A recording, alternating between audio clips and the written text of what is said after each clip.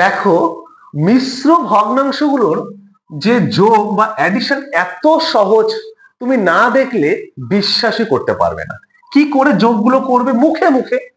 আমরা সবার প্রথমে মিশ্র ভগ্নাংশ দেখো, একটা আছে তোমার পূর্ণ সংখ্যা আর একটা আছে প্রকৃত ভগ্নাংশ, কারণ উপরেরটা ছোট নিচেরটা বড়।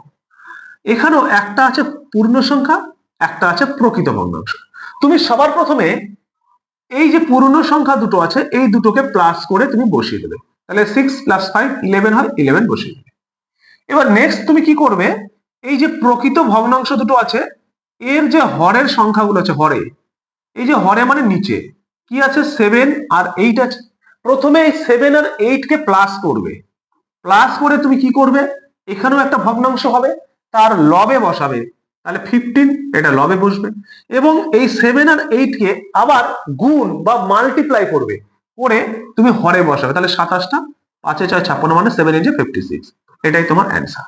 যদি তোমরা বুঝে গেছো তাহলে এটার অ্যান্সার কি হলো প্রত্যেকে কমেন্ট করে যাবে।